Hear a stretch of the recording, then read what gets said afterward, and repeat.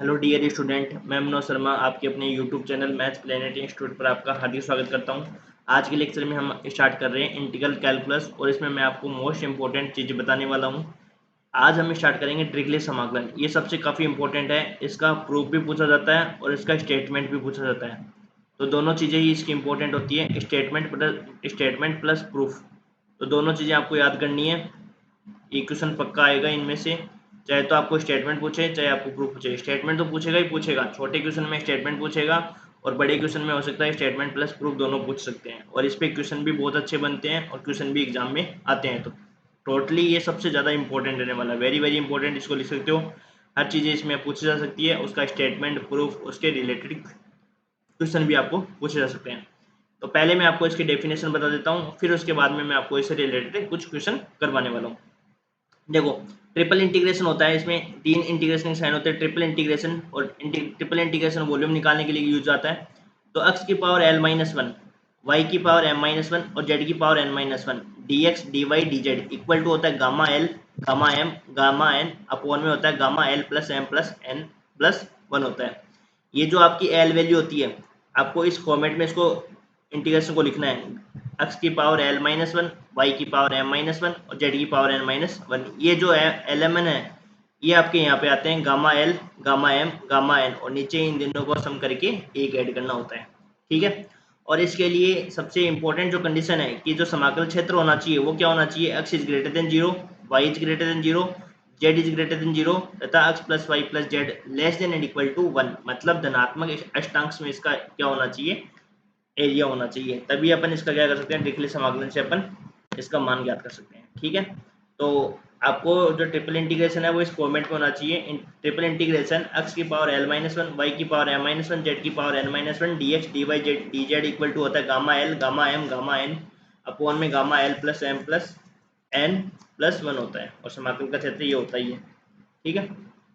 तो अब अपन करते हैं इस क्वेश्चन को। ये क्वेश्चन भी काफी इंपॉर्टेंट है। अब आपको दे रखा है triple integration X Y Z, triple integration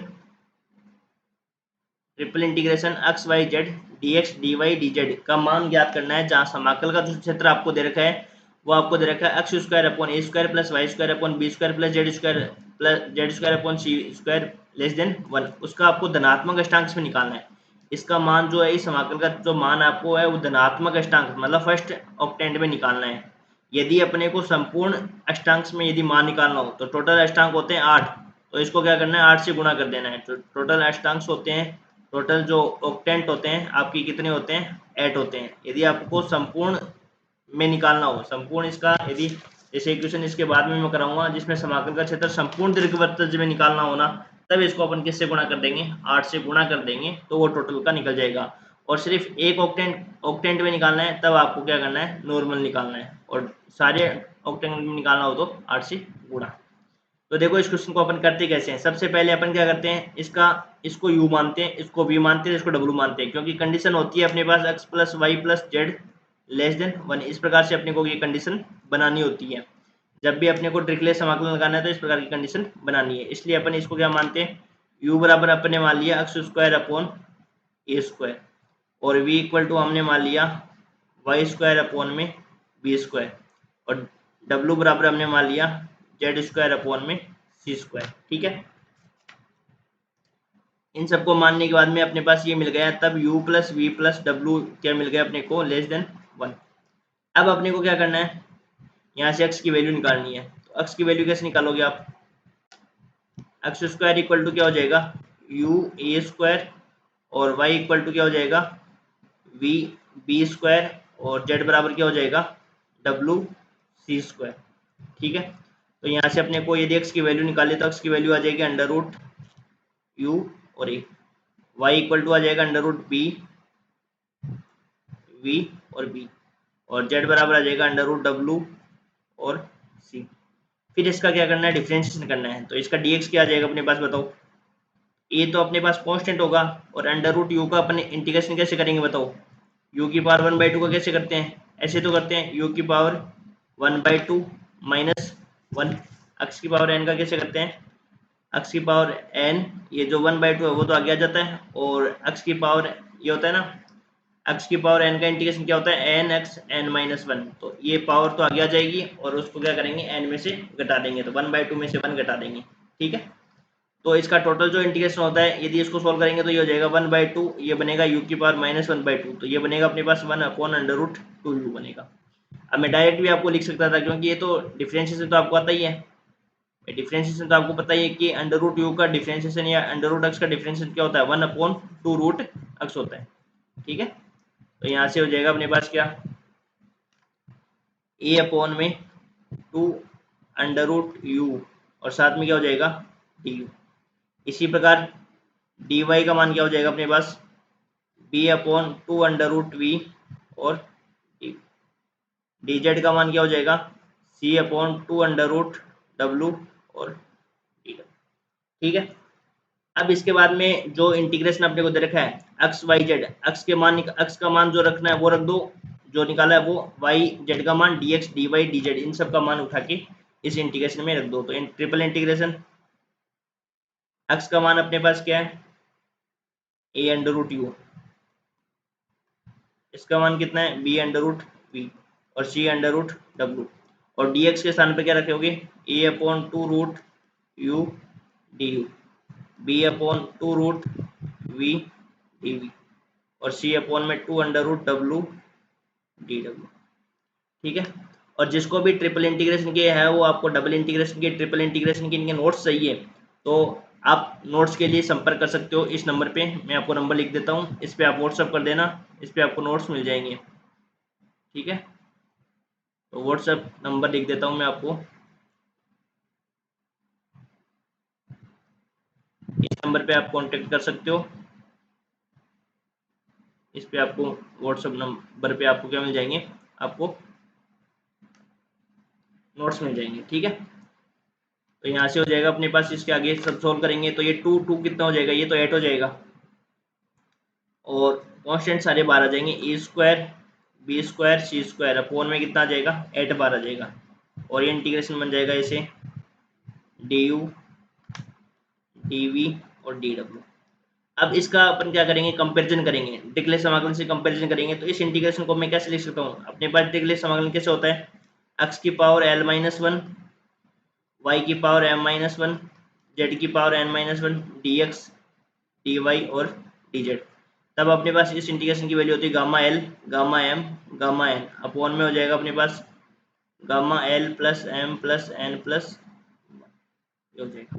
ठीक है, अब उसी प्रकार मैं इसको सेट करता हूँ, तो उसको सेट करेंगे तो कैसे होएगा अपने पास, देखो a² b² c² अपॉन में 8 तो आ गया बाहर, इसको मैं क्या कर सकता हूँ, देखो u की पावर 1-1 लिख सकते हैं, u की पावर 1-1 का मतलब क्या हो गया, u की पावर 0, और u की पावर 0 का मान क्या होता है 1।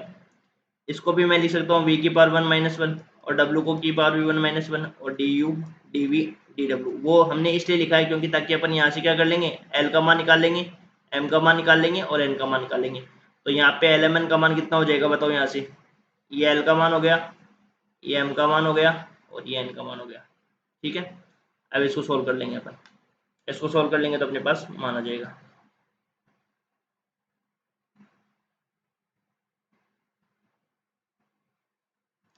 तो देखो a² b² c² अपॉन में 8, ये हो गया गामा 1 गामा 1 गामा 1 अपॉन में हो गया गामा 1 प्लस 1 प्लस 1 प्लस 1। तो यहाँ से आ जाएगा a² b² c² अपॉन 8, और ये हो जाएगा फैक्टोरियल 0, सबके मान के बराबर होता है, ये फैक्टोरियल 0 फैक्टोरियल 0 और फैक्टोरियल 0, और नीचे हो जाएगा गामा 4, तो गामा 4 होता है फैक्टोरियल 3 के बराबर।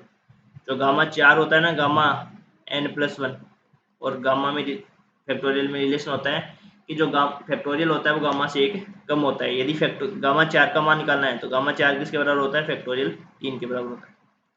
तो यहाँ से मान आ जाएगा a² b² c² अपॉन 8, और ये आ जाएगा, इसको सोल्व करेंगे तो 1/6, तो यहाँ से आ जाएगा आपके पास a² b² c² अपॉन 48।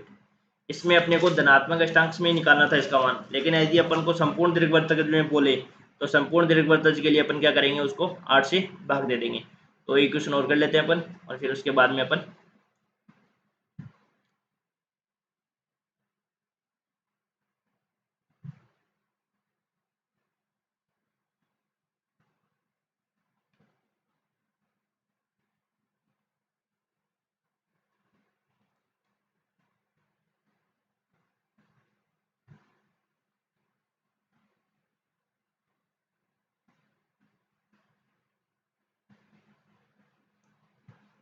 देखो एक क्वेश्चन और लिख लेते हैं।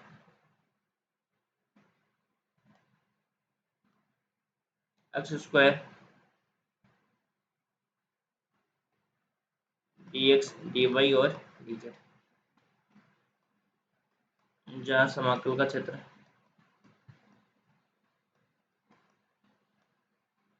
क्षेत्र संपूर्ण दीर्घवृत्त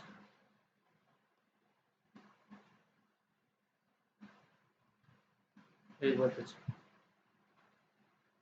x square upon a square y square upon B square plus z square upon C square less than. ठीक है, तो देखो सॉल्यूशन। सबसे पहले आपने को क्या करना है, x square upon a square को क्या मानना है, यू मानना है, और v बराबर क्या मानना है, Y square upon B square, और w बराबर क्या मानना है, जेड स्क्वायर अपॉन सी स्क्वायर। तब u plus V plus W क्या बन जाएगा, लेस देन 1।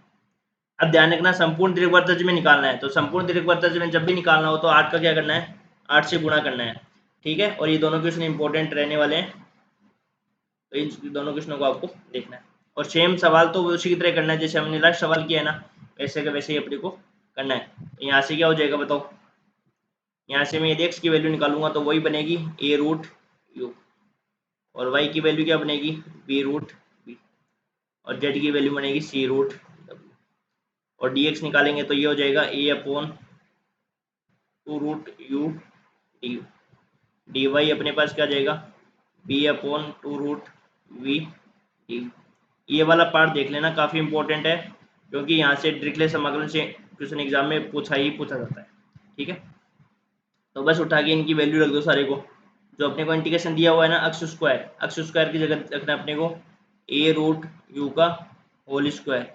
ठीक है, फिर dx के स्थान पर वैल्यू रखना है a upon 2 root U D U, और फिर dy के स्थान पर रख दो b रूट 2v अपॉन में dv, c अपॉन में 2 रूट w डी डब्ल्यू। जो इंटीग्रेशन अपने को रखा है ना उसी के अनुसार इसकी वैल्यू रखनी है। अब इसको सोल्व करो, देखो इसका स्क्वायर करेंगे तो ये बनेगा ए स्क्वायर यू, और ये बनेगा a upon 2 root u, b upon 2 root v, c upon 2 root डब्ल्यू, और साथ में डी यू डी वी और डी डब्ल्यू। इसको सोल्व करेंगे अपन। देखो अब ऊपर वाले से अपन क्या बाहर ले सकते हैं, देखो अपन बाहर ले सकते हैं ए क्यूब तो बाहर आ जाएगा, बी और सी दोनों बाहर आ जाएंगे, और 2 2 2 के करके कितने बाहर आ जाएंगे, 8 आ जाएंगे बाहर। अब अंदर क्या बचेगा, देखो ट्रिपल इंटीग्रेशन।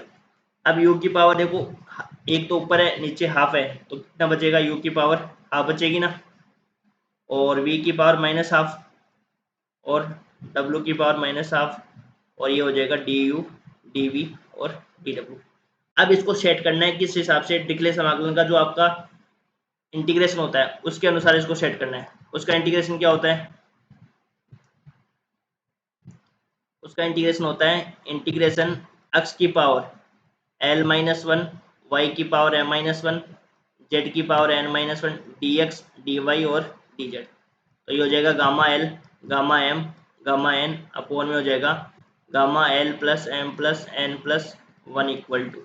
ठीक है, अब इसको सोल्व कर लो। देखो अब इसको पहले तो क्या करेंगे, इसके अकॉर्डिंग अरेंज करेंगे, इसके अकॉर्डिंग अरेंज करेंगे तभी तो अपन कंपेरिजन कर पाएंगे, तो इसके अनुसार सेट करना है इसको। तो मैं क्या लिख सकता हूँ बताओ, यदि आपको समझ में नहीं आता है ना तो यहाँ से ऐसे लिख सकते हो, एल माइनस वन किसके बराबर है, 1/2, तो एल की वैल्यू क्या हो जाएगी यहाँ से 3/2।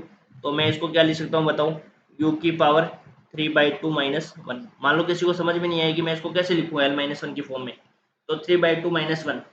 अब जैसे मान लो ये समझ में नहीं आएगी मैं इसके स्थान पे कैसे बनाऊँ इसको, तो आपके लिए तरीका m minus one equal to -1/2 कर दो, तो m बराबर क्या बच जाएगा 1/2। तो मेरे को इसको मैं कैसे लिख दूंगा, इस फॉर्म में लिख दूंगा v बराबर 1/2 माइनस वन, या डायरेक्ट आप कर सकते हो 1/2 minus one D U D v.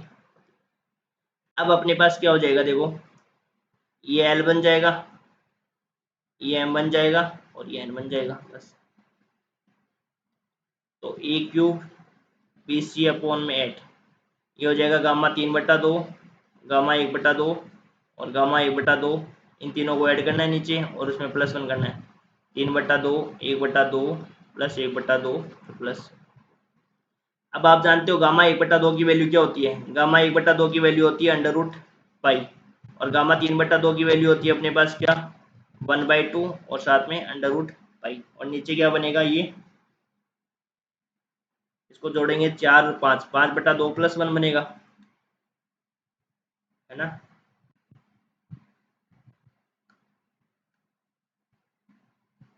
और 5/2 प्लस 1 कितना हो जाएगा? गामा 7/2। तो गामा 7/2 की वैल्यू ऐसे खुलती है 5/2 3/2 1/2 अंडर रूट पाई, और 5/2 की खोलनी हो तो 3/2 1/2 अंडर रूट पाई। ठीक है, तो रख दो बस इसमें। A cube B C upon 8, ये हो जाएगा 1/2 under root pi under root pi under root pi. ये 5/2 बन गया, 7/2 बन गया, तो 7/2 को 5/2 3/2 1/2 अंडर रूट पाई। जब अपन इसको सोल्व करेंगे तो अपने पास आंसर आएगा पाई ए क्यूब बी सी अपॉन में 30। ठीक है, ये तो अपने पास निकला है फर्स्ट ऑक्टेंट में, लेकिन अपने को क्या निकालना है? पूरे संपूर्ण दीर्घवृत्तज में निकालना है। तो संपूर्ण दीर्घवृत्तज में जब समाकलन का मान निकालेंगे तो कैसे निकालेंगे? तब उसके लिए अपन क्या करेंगे? 8 से गुणा कर देंगे। ये दोनों सवाल काफ़ी इंपॉर्टेंट है, और दोनों सवालों में छोटा सा डिफरेंस है बस। ये सवाल देख लेना, काफ़ी इंपॉर्टेंट सवाल है।